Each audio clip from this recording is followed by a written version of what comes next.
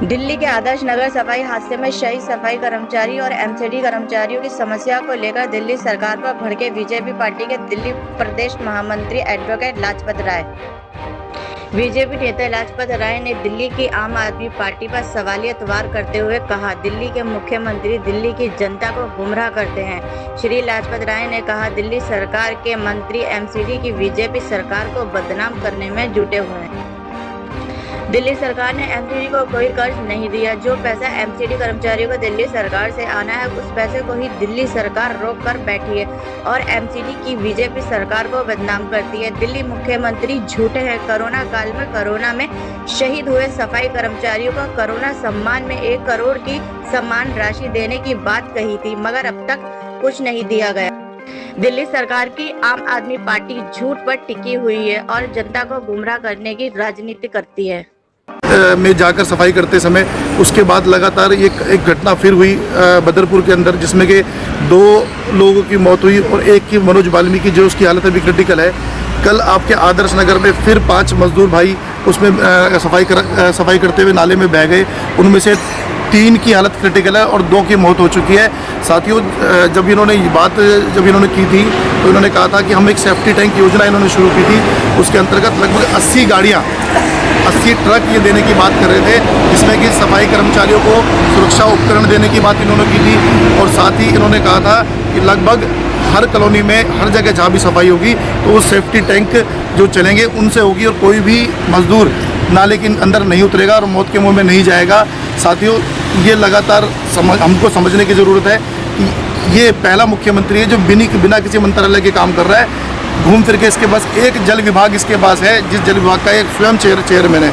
और लगभग उस चेयरमैन होते हुए इस दिल्ली का जो सत्यानाश, चाहे वो पानी की व्यवस्था लो, सीवर की व्यवस्था लो, मतलब हमारे दलितों की तरफ इसका जो जब ये आया था तो कहा था दलितों के लिए खूब काम करेंगे, दलितों के लिए खूब ये योजनाएं आएंगी, लेकिन ऐसा कुछ नहीं हुआ।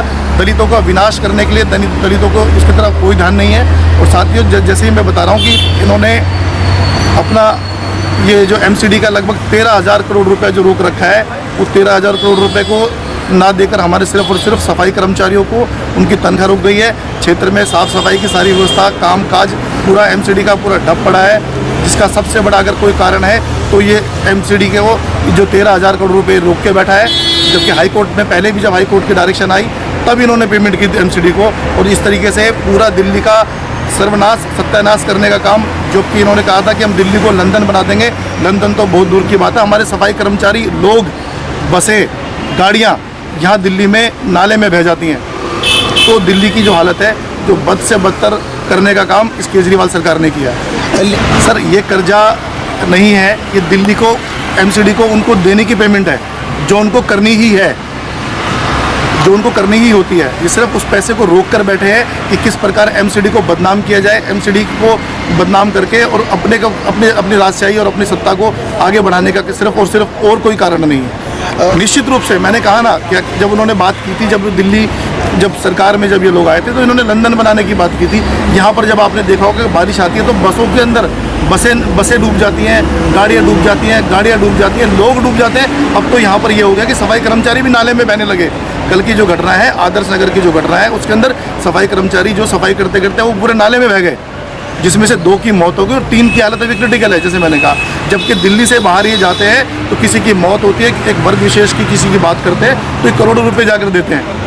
लेकिन जब दिल्ली में और दिल्ली के लोगों को, दिल्ली के अंदर सफाई कर्मचारियों को और दिल्ली के दलित वर्ग को आवश्यकता होती है तो उसके पास देने के नाम पर उसका पैसा नहीं है, उनका कर्ज खत्म हो गया पैसा सारा। बिल्कुल ठीक कह रहे हैं, बिल्कुल सही विषय आप उठा रहे हैं। लगातार भारतीय जनता पार्टी दिल्ली प्रदेश के अध्यक्ष आदेश गुप्ता जी ने भी इस बात को रखा है कि किस प्रकार ये झूठा निकम्मा जो कोरोना में लगातार जो शहीद हुए हमारे जो कोरोना वॉरियर्स थे, वो लगातार अपना रात और दिन सिर्फ और सिर्फ डॉक्टर्स हो गए, सफाई कर्मचारी जो कि अपना जीवन जोखिम में डालकर जिस कूड़े को, कचरे को से बीमारी को बढ़ने का खतरा, उसको झेलने का खतरा सारा दलित समाज ने लिया, उसको भी इन्होंने दरकिनार करके उस पैसे को भी दबा के रखा।